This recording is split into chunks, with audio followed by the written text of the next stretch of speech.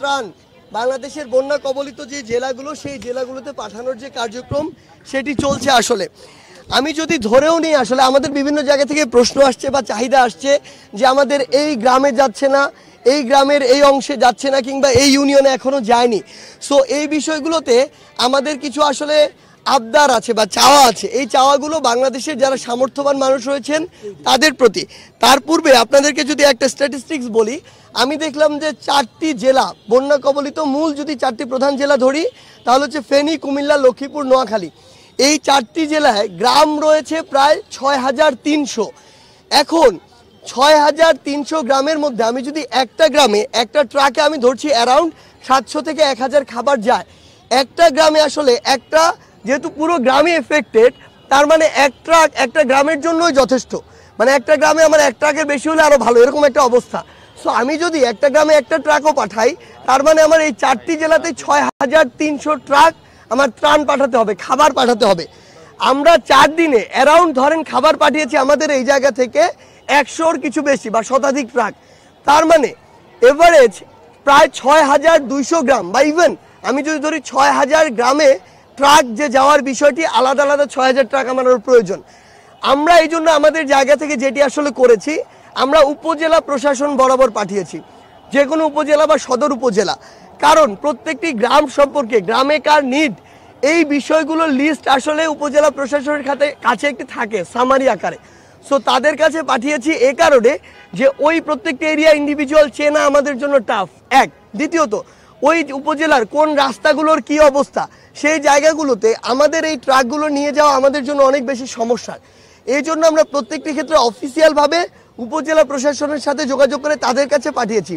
তারা তাদের জায়গা থেকে যেখানে মনে করেছে যে এই গ্রামে বা এই ইউনিয়নে প্রয়োজন, তারা তাদের জায়গা থেকে ওইভাবে পাঠিয়েছে। আমি আপনাকে শুধু গ্রামের স্ট্যাটিস্টিক্স দিয়ে এটি বুঝালাম যে আমি যদি এক গ্রামে একটি করে পাঠাই, তারপরও আমার অ্যারাউন্ড এরকমই হবে, মোর দেন 50% বা তারও বেশি জায়গা আসলে পৌঁছাবে না।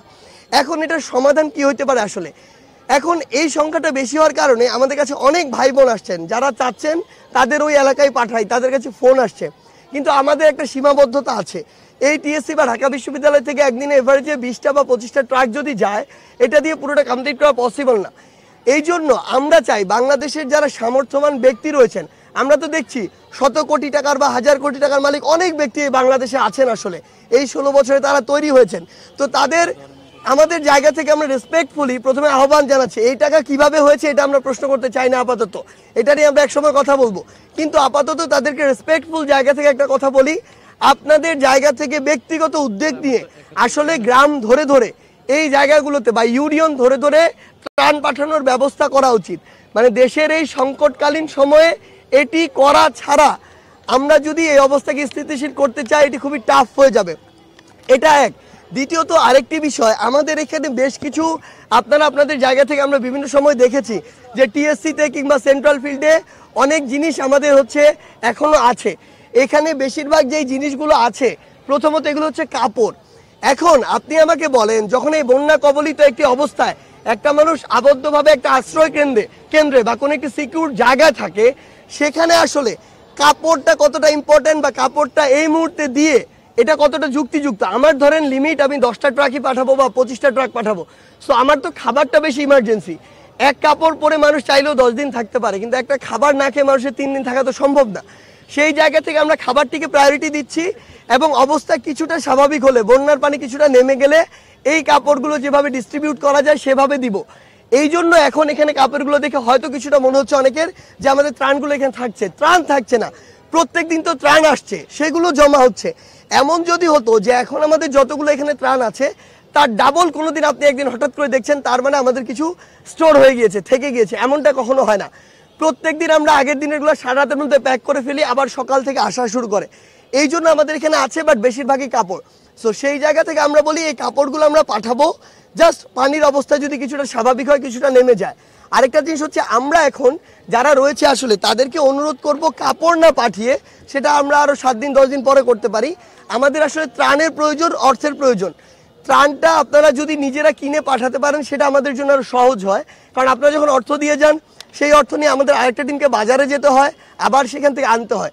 এখানে আসলে অনেকগুলো সেক্টর কাজ করতে হয় এই জায়গাটুকুতে, এবং আমরা যারা, শুধু আমরা না, আপনারা হয়তো এই জিনিসগুলো ওই অঞ্চলটুকুতে প্রথম ফেস করছেন, সেই জায়গায় এটি করা আমাদের জন্য আসলেই কিন্তু চ্যালেঞ্জ।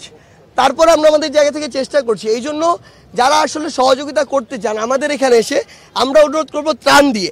এই মুহূর্তে আমাদের কি কি লাগবে সেটা যদি জাস্ট একটু আমাদের জায়গা থেকে বলি, সেটা হচ্ছে যে আমাদের যে বিস্কুটগুলো, বিভিন্ন ধরনের বিস্কুট, এরপরে মোমবাতি, সাবান, লাইটার, ম্যাচ, এই জিনিসগুলো, আলো এবং আগুন সংক্রান্ত, sanitary napkin, tasty saline, coil, চিনি, গুড়, চিরা, মুড়ি, ফিটকিরি, পানি বিশুদ্ধকরণ ট্যাবলেট, এই বিষয়গুলো, আর বাচ্চাদের যে খাবারগুলো, বাচ্চাদের যে বিভিন্ন খাবার এবং মেডিসিনগুলো, আমরা আপনাদেরকে অনুরোধ করব যদি আপনাদের থাকে আপনারা দিয়ে যাবেন, যদি আপনারা দিতে চান, আপনাদের না থাকে তাহলে কাইন্ডলি আপনারা একটু কষ্ট করে কিনে এনে যদি দেন তাহলে আমাদের কাজটা একটু সহজ হয়, আমরা এই জিনিসগুলো দ্রুত পাঠাতে পারি।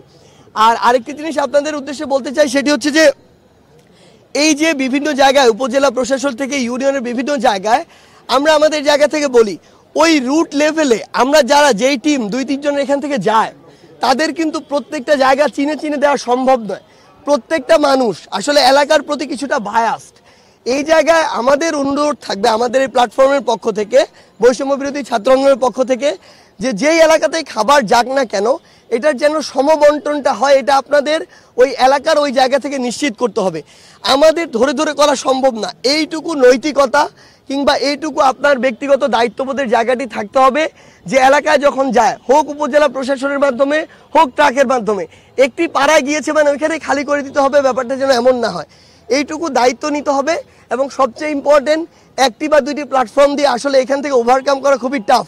আমাদের অনুরোধ থাকবে, এটা যেমন একটা সেক্টর, আমরা দেখেছি আরও বিভিন্ন 2-1টা ফাউন্ডেশন দেখছি যে তারা তাদের জায়গা থেকে খুব ভালো করে কাজ করছে। আমরা চাই বাংলাদেশে অন্তত এরকম 100টা ফাউন্ডেশন এই মুহূর্তে কাজ করুক, বা 100টা ব্যক্তি বা কোম্পানি কাজ করুক, যারা প্রত্যেক দিন এরকম 20টা-25টা করে ত্রাণ ওই এলাকাটিতে পাঠাবে।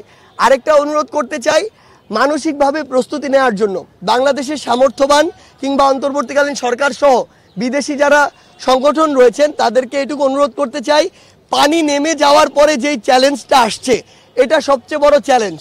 একটা মানুষের বা একটা পরিবারের 10 দিনের খাবার খেতে হয়তো সব মিলে খরচ 10,000 টাকা হতে পারে, কিন্তু যার বাড়ি ভেসে গিয়েছে, যার ফসলি জমি ভেসে গিয়েছে, ফসল ভেসে গিয়েছে, গবাদি পশু ভেসে গিয়েছে, ওই মানুষটাকে মিনিমাম একটু স্বাবলম্বী করতে বা একটা ঘরে আশ্রয় দিতেও কয়েক লক্ষ টাকার প্রয়োজন।